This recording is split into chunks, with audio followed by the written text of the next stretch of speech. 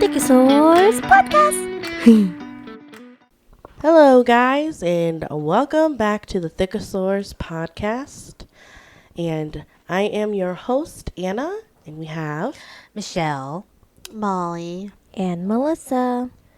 And on today's episode, I wanted to talk a little bit about, it's the holidays, and so it's going to be important for everybody else to kind of get some pointers. I know holidays can either be a really good time with your family or it can be horrible. I'm pretty sure we can all kind of relate, or full of drama. And that is being said for all of us adult children of immigrant parents. So I kind of stumbled onto a article from Psychology Today, and it is created by Sharon Kwok, who has an LCSW. And for those who don't know, an LCSW is a licensed clinical social worker, so a therapist. So now, a lot of people, like I said, in specifically how it relates to like the Hmong community, there are some adult children who are like, oh, my parents are super toxic or negative. Like, how do I put a boundary down? Because if I do, they're going to be like, you don't love me anymore? You don't respect me? So I can't just come into your house and do whatever?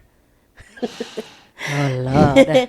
So, like, things like that is not okay for your parents to say to you or try to guilt trip you or make you feel that way. So this article that I found, I hope that it helps you guys as we kind of explore it. And like I said, this is going to be talking about how to set boundaries with your immigrant parent. And if anything stood out to you, comment below this video or let us know in our DMs on Instagram at Thickosaurus. So this article is going to be covering a couple of key points.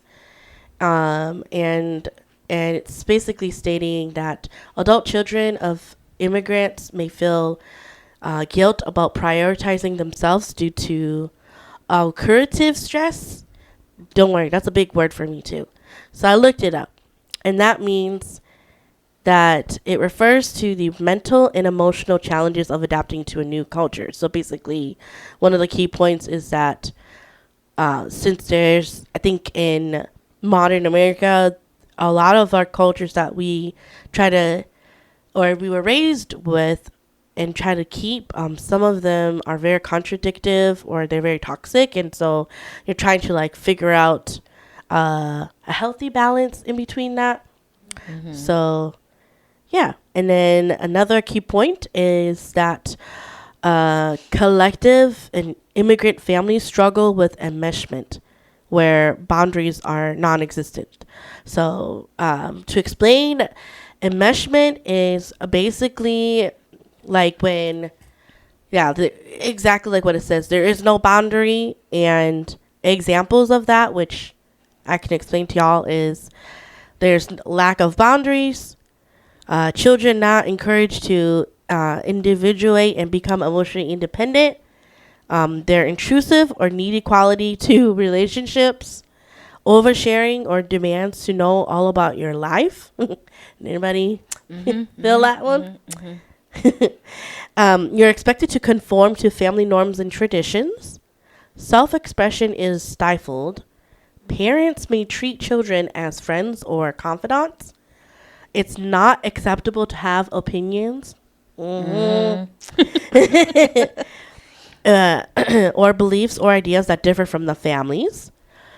This one here is where I feel like a lot of the Hmong community struggle with. Fierce loyalty is expected. There it goes right there. Hello. Don't matter what religion. Bombastic side eye. Yeah. Don't matter what religion you have. You better have that loyalty to us. And guilt and shame are used to maintain the status quo. Yeah. Can I get a round of applause? That's basically the Hmong community right there. Mm-hmm. And this article is so important to me because I think that as adult children, we have a way to change the future generations that are going to be coming after us and kind of help them show, hey, this was really hard for us, and you don't have to live through that, or you can do it in a kind and non-violent way, Yeah. Which is circles back to the third key point of this article, is that they're going to try to show us how to use non-violent communication skills when you're trying to communicate your boundary. So just going over the key points of this article, what are you guys expecting? Oh, yeah, go ahead. I'm sorry.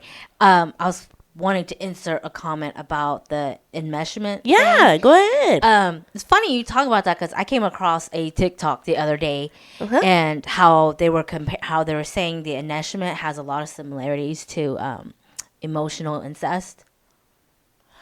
That would make sense because you literally unload all your emotional needs onto the child. Onto your child, and you expect your child to be able to fulfill whatever emotional needs. Do you guys know what emotional incest is? Isn't that like The most, you can tell the example. like the most ones I've heard of is mama's boys? Yeah. Yes. Yes, because the moms can't get it from The a husband man or the baby whoever, daddy, whatever, and so they raise their boys to take care of those needs for them. yes, and then that's, Emotionally. yeah, and that's where it becomes kind of like, are y'all like Lovers. yeah, Yeah, are y'all incesting? Yeah. Like, for real? But I think half the time it's more emotional, but Mhm. then there are all the other halves where but it's kind of like not. it gets to the point where it's kind of like It's like that line is kind of blurring. yeah, Yeah. it's kind of the line is just Yeah. Yeah. Look, Yeah. like that one. It's what it is. Another TikTok I saw about how this lady had jumped onto her son when they won a football match. Oh, I saw that. Yeah. And He was only in like high school. And she literally like ran onto the field and jumped on him and like wrapped arms and legs around his him. waist. Like how a girlfriend I can would tell do. you it's not a person of color. oh Yeah, so You get what I'm putting and, down. Yeah, and people were like giving their thoughts and opinions, and I'm like, that's not normal That's not appropriate. to me. To You normal have to more boys, people. yeah. Yes, for a mother of boys, 3 boys, I will not be doing that to them. That is weird. That's girlfriend stuff. Yes, that is girlfriend lover stuff. Because no. I just threw up in my mouth. But You you know, didn't see that?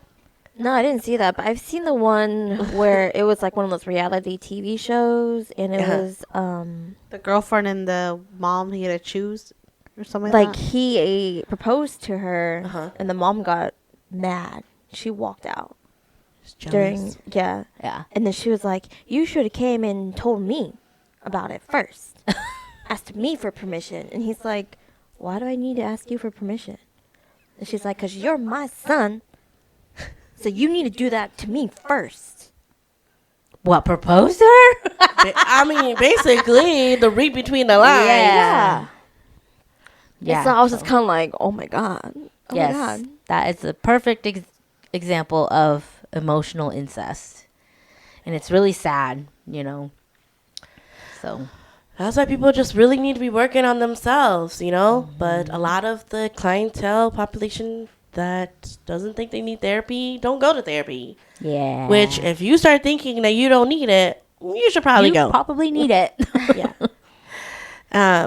Back to what I was saying Yes. earlier about the key points of this article that we're going to go over. What are you guys expecting, or what do you guys think we might be covering? I have absolutely no idea because I cannot see a way to nicely put boundaries down, especially with immigrant parents. Mm-hmm. Because it's kind of like no matter how old you get, they still treat you beneath them, like stat wise, I guess, because there will always be the parents, you will always be the child. Therefore, Yes. whatever you say or talk about is not important Okay. in my eyes. Until you're the one who's taking care of them. I don't know. Christina? Christina's gone. Christina? Christina's gone. Either I know that that's so rude, but I have really weird sense of humor. Yeah, that or whenever if like their roles switch, where you are the provider for them. That's what I'm saying. Yeah. Then that wouldn't probably be when the role will switch and they kind of know their place. You know, this is me just being so mean in my imagination. I'd be like, they can never handle, if I was in that situation, how bad they were to me. They can't handle the same treatment I got. Yeah. They cannot. No, it's more like you do know where I can put you. Shut up. Since I'm in charge now, you know. Do you say that Aquarius is evil? Me? Yeah, I Sagittarius. think it. Okay, I think it. She says it. I say and I will do sometimes. Yes, we know because you're a fire sign, so Yeah. you're a little crazy like that. You fight with your hands. It's like I will show you. Molly's like ready to eat. Just a for simple everyone. game. My instincts came. See, her in. fist already came out. I said ready to eat for everyone. She goes, It's like my reaction will react before I can sit there and realize what I did. Yeah. Like No. That one thing at camp? Yeah. With the girl at camp? I was so sorry because I didn't. you weren't know- sorry because you won. I didn't know that I didn't know my other hand reacted and blocked her. Okay, They should not let you win. You Everyone for cheated. themselves. and then they let us slide. You know, they didn't say anything. 'Cause But you in were my too mind, quick. I'm like, I feel so bad. I should have forfeited, but I was just like, well, they gave it to me, so It's like, wow. That's why I said that you're not sorry because you won, Molly. they didn't say I couldn't whack it away from That's her. what I'm saying. Her. You're not really sorry. You won. So But I felt bad for her because it looked like she was terrified. Good. Yeah, that's Molly. Don't Good. mess with me. yeah. Well, so let's go through this article here, and it's saying that a lot of adult children of immigrants feel guilt and shame when they put their own needs ahead of their families, and that's because immigrant families face a unique challenge called accurative stress, which is what I said earlier, where basically you're trying to figure out the meshing of the cultures and like trying to change up the way things are in your life. Yeah. And this occurs when when immigrant children neither correspond to levels of parental acculturation nor conform to parental guidance, leading to role reversal and intensified parent-child conflict. It gets even worse when your country of origin's values are so collective and family-oriented, a contrast from America's individualist ideals. And I brought it up a couple times in the past for previous episodes about collectivism versus individualism. When I would bring that up, though, like, what did you guys think about that? Like, do you think that it made sense, or do you guys probably need me to go over the definition for y'all? You might have to read. Yeah, you Okay. might have to When you remind said us. that you brought it up a couple times, I Yeah. sit there like, when? Shut up. So I don't remember what episodes, but I remember talking about collectivism. I do remember you talking about You did, it. yeah. So, collectivism, the definition of it is a principle or practice of prioritizing group cohesion over individual pursuits, versus individualism, which is a value or political view which focuses on human independence and freedom. So, the perfect example that the article was referring to is like if I used our situation here, it would be like a lot of people of color, they talk about, you know, like it takes a whole village to raise a family or children and all that. So because everybody's opinions matter, versus in America, for basically, I hate to say it, white people, they think about themselves. And so they don't have that collectivism mindset. You know, most people just view the collectivism part of like, oh, yeah, it's good because, you know, you have your neighbor to help you and all that. But then they don't see the toxic side of it. It's like everybody's hands are in the pot, and it's like there's no room for yourself, basically. And so that's the definition of collectivism versus individuality. So I'm just going to go over like this cute little diagram that I got that kind of like compares it. So the core elements of collectivism, I guess I'll just compare back and forth, is preserving harmony and being dutiful to the in-group versus individualism, it's about uniqueness and autonomy. What it contradicts for collectivism is individual pursuits, and then for individualism, it's interdependence and conventionality. I don't know why that part means there, but basically it's like interdependence. I guess like just working with other people is what I believe it could be. Mm-hmm. And aside from the group, I guess you could say. yeah. Yeah. And then for collectivism, it is most commonly practiced in traditional communities like those in Asia, Africa, and Latin America. And then for individualism, that's for North America, Western Europe, New Zealand, and Australia.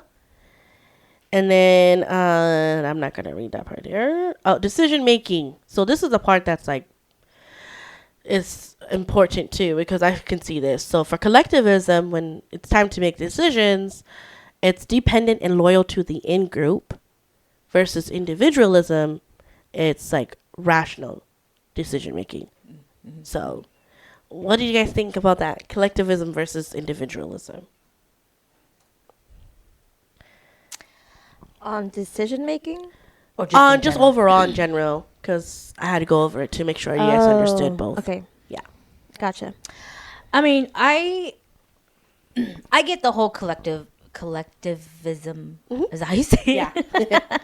like how they say it takes a village, to raise a family or a child. Mhm. Like I get that, because as a mom, you want to know that you'll be able to reach out to somebody Mhm. and have help, Mhm. because I mean, I don't know personally, but excuse me. I know being a single mom can be really hard because it's just you and your kids. So collectivism comes in because it would be great or nice for that mom to know that she can reach out to a community for help, whether it's for information about food or clothing or schooling and stuff like that, or for childcare and stuff like that. So I can understand collectivism for that, and back and forth, and also like with like neighborhoods and neighbors and stuff like that, to have good relationships with them, so they can you can help watch each other's backs or houses whenever one's on vacation or whatever whatnot. Yeah, all that I can understand. What I don't like about it is how definite it is. Kind of like how you said, the whole loyalty thing, where if you're part of this, you can't really be yourself or like be an individual or whatever. So I understand parts of the collectivism, but I do believe in the individualism too, because each person is their own type of thing. So I get it. I mean, being from the Hmong community, we get it. Yes. However, we're not some one big blob of an organism. There's other parts to it too. Mm-hmm. Like the mitochondria is the powerhouse of the cell. There's other parts to the cell besides, just the main part of it. Did you girls have any thoughts about it, or was this new? And because I learned about this in therapy, and it kind of was like, oh, that's the word for it. What do you guys think, Molly? Oh, sorry. Can I add one more thing? Yeah, go ahead. That's basically what Dad is all about. Is the Oh, yeah. collectivism. Mhm. Yeah, I Oh, figured. Yeah. Yeah, that is all what he's about. He's all about community, Yeah. all about, helping each other, strangers or whatever, whatnot. Yeah. Going out of your freaking way to do whatever it is that these people need or need you for, Right. no matter what. Even if it means stomping over your own family or what else, then yeah, they're there to do it, to help you. That's where all the whole carrying on the legacy and like other stuff that the collectivism group stands for and stuff like that. So, yeah. Thank you for your input. Sorry. No, it's okay. Don't apologize. This is why I wanted to ask you guys, because I'm like kind of nerdy when it comes to therapy stuff like this. So I could go on, but I actually wanted to know what your guys' opinions are too. So hearing about collectivism versus individualism as it relates to our community, or just like what your own experience is, what do you guys think, Molly or Melissa? I don't know. I'm still thinking. Okay, we can pass, and then if you have something you want to throw in, just be like, "Oh, I want to add something." Like Michelle, don't be afraid. Okay. Yeah. Okay. Well, for me, I get collectivism because a lot of our family members or a lot of other people of color, they did it because it was survival mode. That's right. That's how they survived, was off of each other and working together and doing all that stuff. So that's why when people move here to America, it's such a culture shock, because here in America, you don't have to do that to survive, honestly. Or at least the what's the word? The norm here isn't collectivism compared to all the other like countries out in the world where that's to survive is for that. Which I get it, I understand it, but kind of like what Michelle says, it gets kind of toxic with like the absolute loyalty kind of thing. It gets kind of culty. Yeah, it's very culty. Cult. Yeah, it's very culty. And so that's why I'm always like, no, sometimes. Like, I will respect certain things of our culture. Yeah. And there's some things in our culture where it's kind of like, that's not right. Like, no. Yeah, or like not needed. Yeah, anymore. No. We don't need that anymore to survive. We're not in war anymore. Yeah. And so as you guys know, I like individuality. I think you can be both. Oh yeah. Yeah, you can totally be both. It's called, again, what we were talking about now, it's called boundaries that you can put down. And so yeah, I mean, times are changing, and it's kind of scary, especially to those who don't want to evolve with the times, kind of thing. But do you, I guess, whatever. Do you, boo? Treat yourself. Yeah, Yeah. it's just whatever works for you. So Well, thank you for sharing this. And then, like I said, Molly, if you remember or like if you finish your thought, then just let me know. Yep. Just pop in. So the whole purpose, like I said, of this topic for today is to kind of help you, our audience out, our listeners. So if you're like, okay, Anna, get to the dang point. How are you going to help me? Because my parents are literally suffocating me. yeah. So first, you want to understand why your parents think that way, and that's why we had to go over, individualism versus collectivism. So the first thing you should understand is, like, when you're kind of struggling, like, what are you feeling? You're feeling thoughts of guilt mostly because you've been taught this is the right way and this is the only way, So that's why you probably feel guilty. And the first step to putting boundaries down is to identify your needs and overcome the guilt and shame of having those feelings, like having those feelings of guilt and shame in the first place. So, for example, you might want to ask yourself, like, questions like, did I do something bad here? Most likely you haven't. Which indicates what you're feeling is shame. So it's like trying to figure out, your guilt and shame feelings and then like figuring out what that's from. And but does that mean that when you feel shame that you're a bad person just because you want your needs and your values to be met? No, not really. No. So this article talks about how, like, when children tend to internalize that they are bad rather than believe that their caregivers are the ones who's supposed to provide them with life necessities are bad.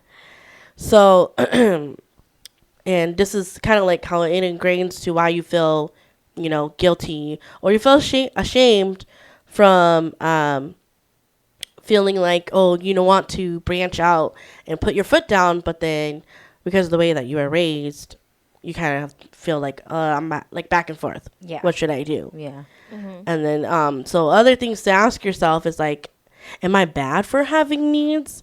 And then also asking if you want to make a decision based on obligations or love. Ooh, that's a good one. So, a lot of times it's easier to show compassion to someone other than yourself. So it might be helpful to explore if you even have a child. If you had a child yourself, how would you feel about them having needs? And if your child expressed their needs and boundaries, how would you respond to them? So just to kind of pause here, do you think that that's what a lot of our listeners struggle with trying to put boundaries down, is like they're kind of stuck in between because they have a lot of feelings of guilt and shame? Yes. Okay. I would say yes. It's a lot of, again, being Hmong, our love is conditional love. Yes. A lot of people don't see that. or it won't is. believe it, Yes. but it is. Hmong love is conditional love. Okay, unless you have a parent who loves you unconditionally. A lot of Hmong parents, they were taught love as conditional love. You do this for me, then I'll love you, kind of thing. I'll take care of you and stuff like that. But you have to do this for me. Yeah. That's conditional love. And so I think we get stuck in that, oh, that's love. Yeah. So therefore, I'm going to do that to other people and be like, well, I love you, but it's conditional love, Yeah. kind of thing. And so there's that teeter-totter of you need to realize that, or you need to realize that that's how you are perceiving love, and you yourself needs to like fix that or understand that before you can Yeah. Change it. change it and break away from your parents. Does that make sense? It does. It does. Because it took me a long time to understand that. Because it wasn't until one of my friends was like, Melissa, I noticed that, like, you get mad if somebody doesn't do something to you. Like, you expect something in return. Do you know? Shut up. You're looking at me like that. Wait, what do you mean by that? Because could you, if you're comfortable with sharing, and you can leave out names to kind of help us understand. Yeah. So I didn't think, I don't, like, personally for me, I didn't know that. Okay. But, like, again, when I love kind of hard, and I will do anything to, like, help you. Yeah. Okay. I personally did not expect a lot in return, but I do expect, like, something a little bit, you know, Yeah. because love is a two-way street. Friendship is a two-way street. Yeah. Yes. You know, and I think one time when my friend said that, he was all like, I kind of noticed that, like, I feel like you're expecting something back, you know? And then I never really thought about it, and I was kind of like, you know, yeah, I kind of do a little bit. You know, I'm not saying, like, to match my energy. I would love it if you were able to match my energy, you know, but then, yeah, he said that to me one time, and I was just kind of like, oh, that's kind of true. And then I was like, no, I love unconditional. And he goes, no, Melissa, that's conditional. You should do it just because you want to do it, you know, and not expect anything back. Yeah. And I was like, oh, yeah, I guess I never really thought about it that way. But I guess I was just so much of, like, a people pleaser, or, like, how our parents taught us is to do this, do this, do this, Yeah. and then try to expect that back from them. Just like to interject really quick here. That reminds me of a lot of what the Hmong people say. I've noticed it from the shaman side and from the Christian side. like as you're a child and you're helping specifically, if you do miyontaya, you're like, oh, we're gonna be able to or no, so that way one day when we need help, they'll come and help us. That's a whole Yes. Yes. it's an example of that. Situational love. Yes. Yes.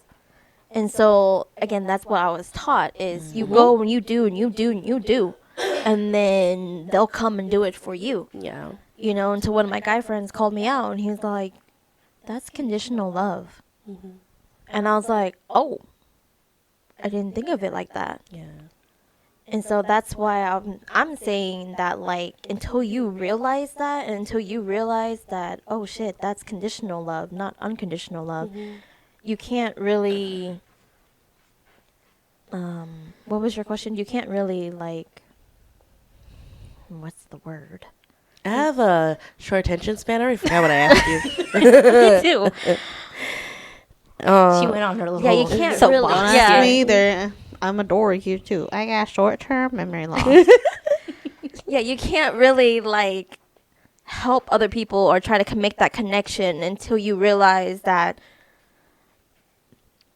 The way you love is Yeah, you like Conditional. because you're saying being ashamed and feel guilty. Yeah. Because of that, right? And so that's what I'm saying.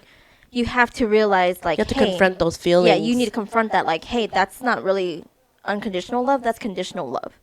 Once you realize that, then you can get out of your being shameful and being guilty kind of thing. That's where I was getting at. Good job, brain. Good job. Now I remember what the question was I asked. yeah. Good job. Good job. Squirrel. Yes, what Liz says is very, very true. Yeah. Because, like Anna says, in the Hmong community, like both of y'all said, like you are expected to go help, like say during the big thing, funerals, right?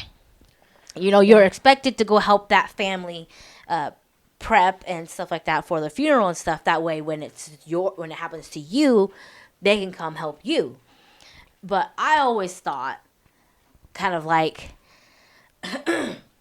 for me, it's like if I don't know that person or their family, it's kind of like, I don't know if this is mean or selfish to say, but it's like, but why should I go help them? I don't know them.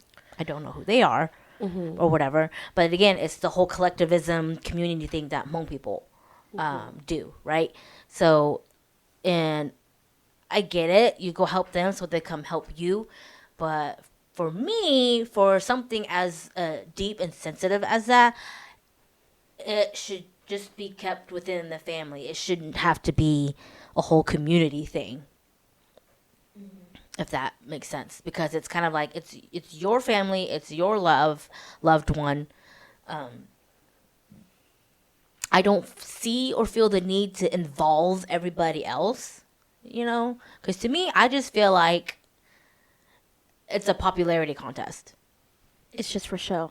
Yeah, for the amount of people to be at your funeral, even if they don't know you, they're there to kind of fill space. And even if you were just there to like cut the meat or cook the meat or whatever, prepare the rice, you're just adding to the population, the head in the space. There's actually a lot of discourse between Hmong in the Hmong community for funerals. I've seen it before online, where people were like, somebody asked the question, like, how much money should you spend at a Hmong funeral, and what are your thoughts? Do you think that the old cultural norms of basically, you have to spend $20,000 and up for money for funerals is ridiculous, or do you think that it's something that we should keep going? And I feel a certain type of way about that, meaning like I've heard so many stories, which is so sad, of families breaking up because of the cost of a funeral. Yes. Yeah, exactly. Because it's like nobody wants to, give up the money for it. Yeah. Nobody, which is sad, by the way, if you're not willing to pitch in for a loved one's funeral. And honestly, it shouldn't even be costing $20,000. I mean, I'm sure, I don't know, I'm not a funeral home manager or whatever. I don't know what the cost is these days. But the amount that the Hmong families are spending, and are breaking up over it is It's like almost as, it's It's like in ridiculous. $100,000, I think. Because Yeah. I remember reading that same post, and they were talking about how funerals that are not Hmong funerals are actually like under $10,000. And the dark side, which I totally would do a documentary if I could, the dark side to Hmong funerals is that actually all of that money that people donate to help, they're expected, that family in their darkest and times where in vulnerable times where they accepted that money are expected to pay it back whoever donated that money. then that's not called a donation. Oh no. Yeah. I've also heard that like sometimes money disappears. Oh yeah, Yeah, I'm not and some like surprised. that's even that's even happened personally. yeah, Yeah. some So like Yeah, so it's kind of like y'all are trifling. That's what it is, Because honestly, if it's again, it should be kept in the family. If it's your loved one, y'all should be the one to be putting out the money for that funeral. Like if that person did not have life insurance or didn't prepare for their death or whatever, and they have like nothing, it's like y'all better figure something out, because I feel like asking the public or the community to help donate and do that is just not right. yeah, so like traditionally for the shaman side, they will ask the relatives and they'll ask the clan. So based on whatever clan that you are, they'll talk to the head clansman and they'll be like, hey, our loved one passed away. So we're going to need to arrange the funeral numbers and, all that stuff. And they'll be like, okay, well, how much will we need? And they're like, okay, we got to butcher this many cows.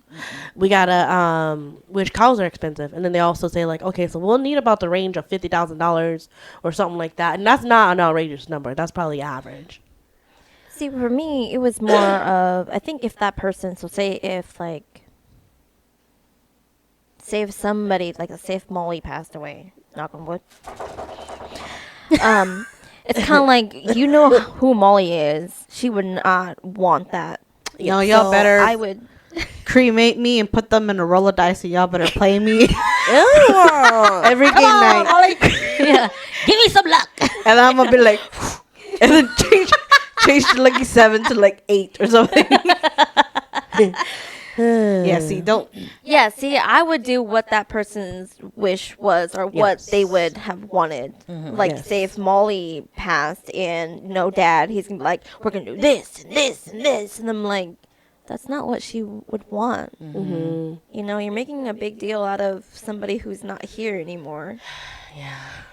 I get it. You want a celebration of their life, but I mean, come on now. You should have done that when they were alive. Yeah, but come on now. It's like you want that overshow stuff for yourself. Yeah. And so that's why I'm like, I get it. I understand if that's what that person Wants. was. Yeah. Then okay, go for it. Yes, But like more than half the time, it's not. yeah. They just want to be laid to rest peacefully and quickly. I'm sure. Yeah. So we did go off a little bit off tangent, Yeah, but that's sorry. okay. But because it does relate to the whole topic that we're talking about. Again, I'm pretty sure the listeners are like, Hannah, hurry up and get to the point. Okay, I am. Okay, all of this is important Yeah. because first you gotta identify.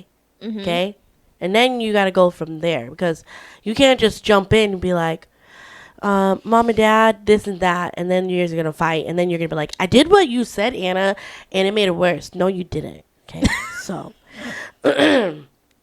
So I know that a lot of our listeners are struggling because they're like, okay, so really, for real, what are we going to say? What are we going to do? Because how am I going to communicate it? So those, for our listeners that are not considered adults, well, they are considered anyway, but like under 18, I would say, it would be hard for you to communicate to your parents that you want a certain thing in your life, and granted that it's not harming yourself, other people, and it's okay. All right.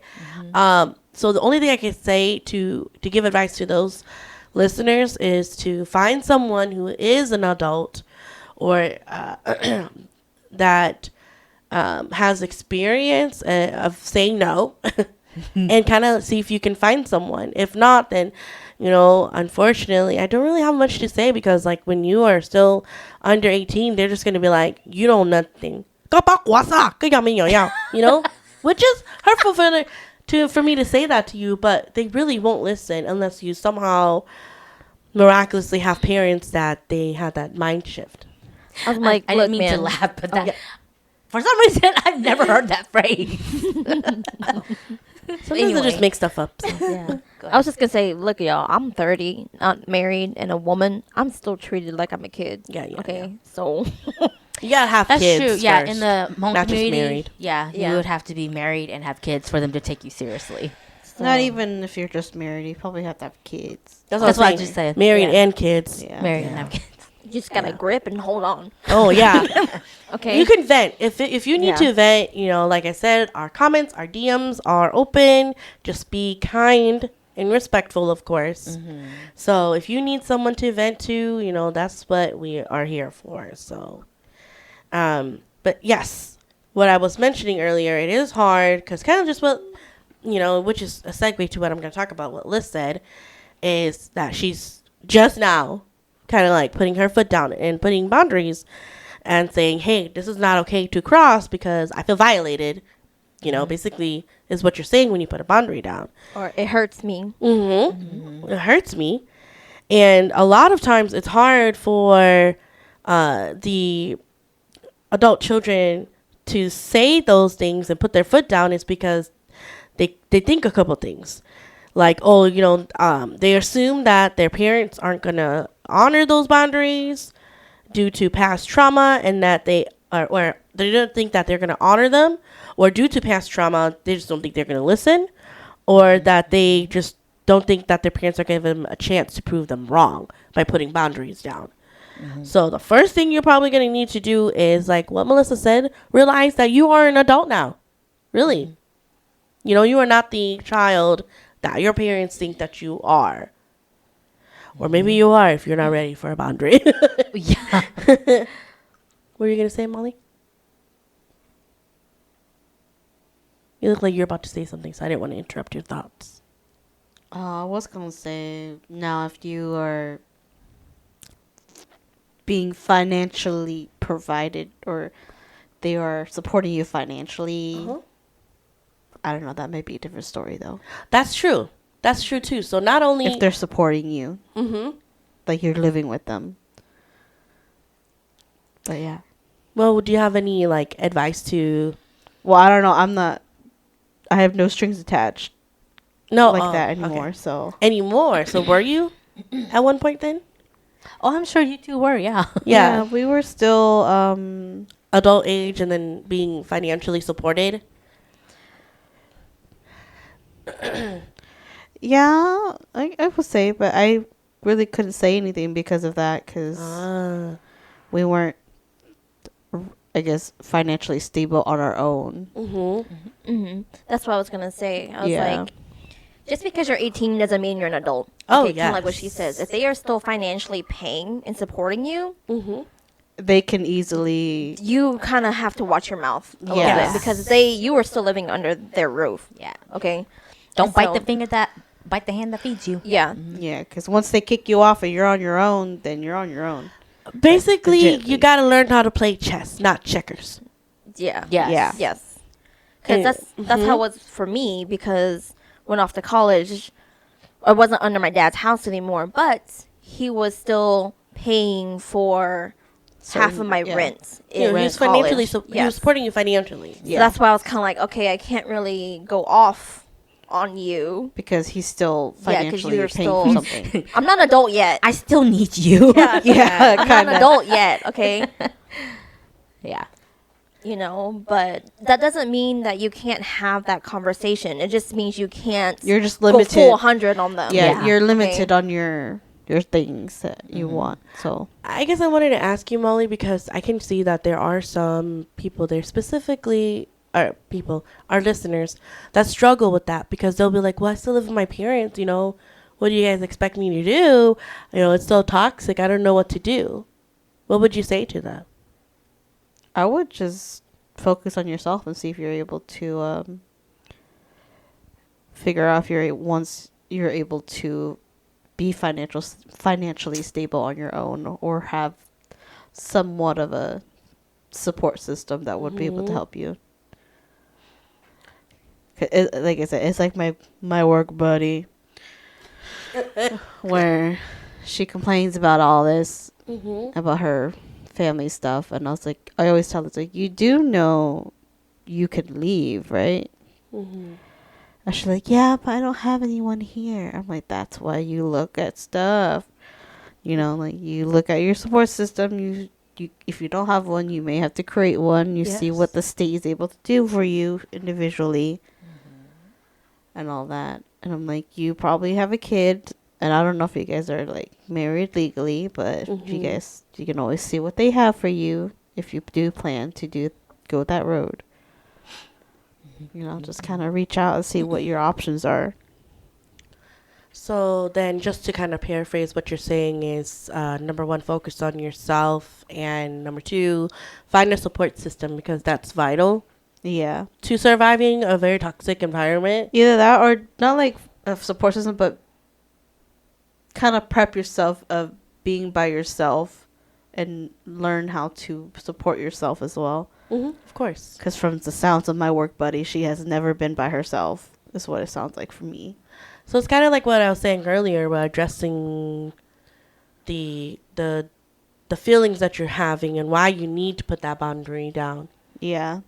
And confronting that. Because it doesn't, from my work buddy, it doesn't sound like she says she puts boundaries, but I'm like hearing her stuff. I'm like, it doesn't sound like you do. Or like she has boundaries, but she does not tell them her boundaries. Yeah. That's why I'm like, well. I can kind of understand the flip side of that, because like from her point of view, just from what little that you've told us, I would say that it's hard to have a boundary when you're a nya. So you're just kind of like, I don't know. But I wouldn't say it's that side of the family. I think it's her individual family, with her little family dynamic thing. But I don't know. But yeah, that's what I would say. Okay. Anybody else wanted to add anything before we move forward? No. Just be smart, okay? Yeah. Oh yeah, that's why I want to go back on. Yeah. Thanks for reminding me.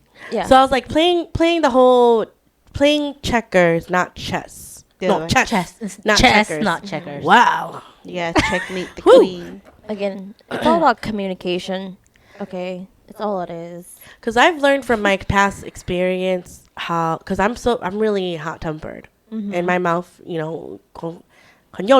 so how would you help somebody with that? Because you're constantly being gaslighted and everything, and like you go home to a place that isn't welcoming. So what would you say to our listeners that are kind of like struggling with that? That are hot tempered like that? Yeah, because like basically me, like if I'm going through that and I'm like, I don't know what to say, but they suck, or stuff like that. Honestly, they would have to work on that on their own. Yeah, I think, again, you have to come to it as a mature adult, okay? Like, you get hot tempered, so you have to don't take like their things seriously, or at least like know, like, what's coming, so you kind of have to like back up a little bit and kind of prep yourself for what's coming. But I don't know, like, That's true. If you're wanting that individuality, for me, I feel like you need to become more mature first, more self-aware, more emotionally stable, and stuff like that. I feel like that has a little bit of part to it. Otherwise, like you said, you're just gonna go off. Yeah. It's kind of like how I was talking to you about that one person that we were talking to this past weekend. And I was like, maybe you need to come at it as a person and not as their mom, or not as, you guys need to come together as equals, is what it is. Like someone with a human being with Yeah. feelings. Yeah, you guys need to come together as equals, even if like they're your parents or they're your Younger kid or person. whatever. You know, just come together as people and express what you're needing and like all that stuff, instead of, or at least try to have a conversation like that. So, for instance, like how with me and you, you know, like I try not to come to you or yell at you like a parent because I'm not your parent. I'm Yeah. trying to come to you as sister to sister or human being to a human being. Woman to woman. Yeah, Yeah. you know. Woman to woman. There she goes with her fist. I don't know. She can't help it. It's a fire sign. It's ingrained in her blood. You know, and like It's not even this. It's a it's a grab, not a punch. I imagine you grabbing balls. and just yeah, sorry, and just hoping that that person can come together that way to you. Yeah. You know, and if they can't, because a lot of times Hmong parents can't do that, then just talk to them truthfully. Maybe not in such an angry yelling mode. Just be like, hey, I don't like it, or I would like to talk about something, you know, kind of calmly a little bit. If you're able to. Yeah, if Because you're I able do to. know that there are Hmong parents out there that degrade their children or Yes. talk to them in a way that's not respectful. So if it is, if it's something that's not going to make you feel safe, don't do it. Especially if Yeah. you're not ready. Yeah. Don't do it. Maybe you can talk to the mirror and then talk to yourself. You're like, hey, like kind of like comforting yourself, you know? But if you're not ready, don't do it. Because if you instinctually feel like it's not going to make it better, you can wait on it. Yeah. Yeah, it's very situational, I guess you could say, depending on like, group to group. So, Yeah, just be prepared of whichever answer you get, because you could end the good way or in the bad way, you know. yeah. But as long as at the end of the day you are happy the You way got you everything out. you communicated and you put down your boundary, and if they don't get it, then they don't get it. They don't get Okay? it. You As spoke long what as- you needed to Yeah, be, as long what needed as to be you said. yourself feel good about it. Our main focus for today, our main themes is be kind and be respectful and intentional, because it's your parents are human beings. And if you know, a lot of the parents right now, it's not giving them an excuse, but you have to look at them as a human being. They literally went through or experienced a war. So, like, they have so much trauma that they themselves did not unpack to survive. And so you just got to come from it at a side of being respectful and as a human being as possible. Compassionate, Yeah, yeah. compassionate. I was also going to throw in, sometimes it's not parents, sometimes it's like older siblings. Because I know with Hmong people, at least not with us, but Yeah. some other Hmong people, they have so many siblings. Yes. And their older siblings can be technically their parent, Yeah.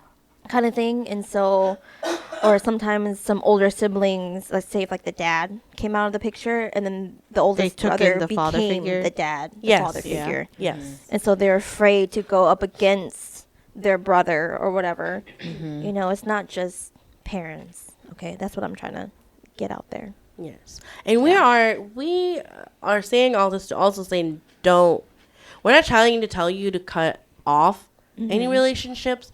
Putting boundaries down is just actually just saying, hey, this is my limit.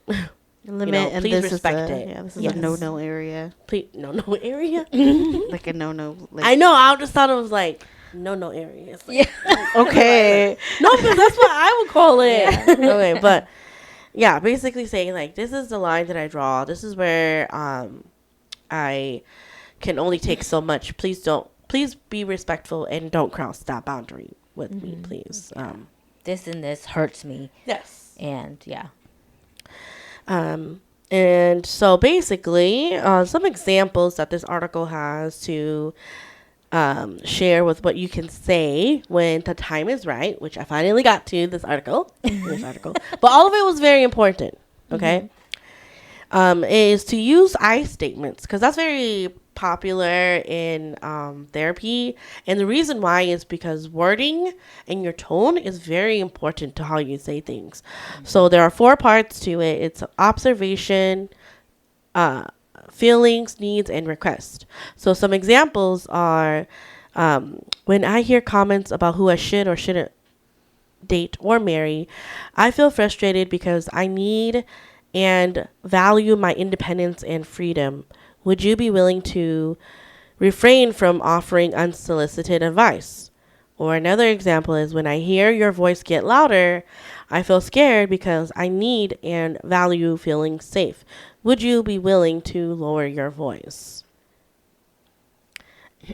All that to say, though, remember that you're not responsible for their response, only for your delivery. Mm-hmm. Yes. Yes. Yes.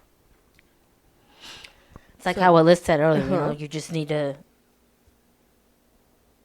Say your piece. say your piece Nicely. Yes. and kindly. then move on. Yeah. You know, because like Anna says, you're not responsible for their response because you don't control them, but you can control yourself.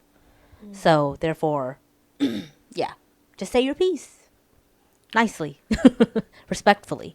Yes. I kind of, thinking of this kind of reminds me, of our situation with a family elder. I kind of think about it and I'm like, okay, maybe I shouldn't have gone off on that person like that, but I don't regret it. Like, I could have done it a little nicer, a little bit, but I don't regret it. Molly, I that hate to say hippo. It's What? That hippo. The hippo? Hippopotamus. Melissa.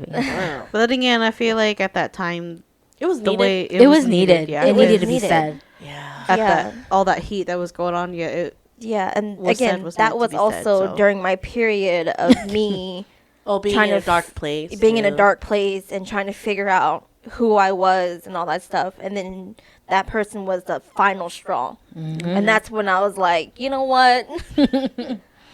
It's done. The line is drawn. Yeah. Yeah, I'm done. And is it hard? Was that hard for you? Did you see that elder as also like a parental figure? Yeah, Yes, like she that's was. why we did. That person was a role model to me, and I loved her company. I loved being around her.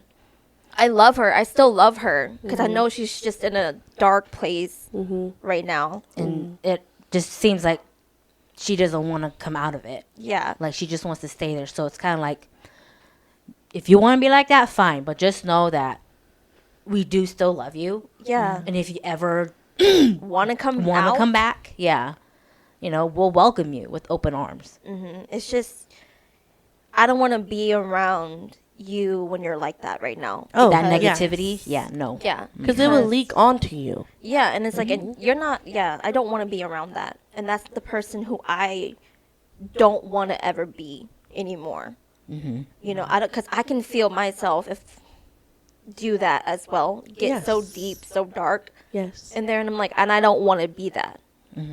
You know, and so again, I still love her, but it's just she was such a great person to me. And then when she said that, that's when it pissed me off. Yeah. Because I was kind of like, okay, we've known each other for all our lives. Decades. Yeah. Literally. And that's what you're going to say to me. Yeah. It's going to be hard, especially Yeah. kind of like what you're saying, where they weren't exactly a parent to you, but they were a parental figure. Yeah. Yeah. I understand. It's kind of like if that happened with like me and the boys. Oh, yeah. Oh my God, that would hurt me so bad. When I would be mean and I would be like, it reminds me of a situation, and I'll be like, you are the same person. Would you be hurt if I said that to you? Yeah. You'd be like, no. Yeah. It'd be like that. Sorry, I'm sidetracked. It'd be like that TikTok thing. No, that anime thing. I'm just like, ah. You know what I'm talking about? no. It's an animated cartoon, and he's like, it looks like a '90s cartoon. And he's wearing gloves, and he looks Asian. He goes, ah, no. I'll show you guys later. No. Basically, she'll be doing that. You just looked funny. Wow. I'm just okay. picturing you doing it. I'm just Yeah. like, oh. Anyway, Anyway, Yeah. but yeah. Okay.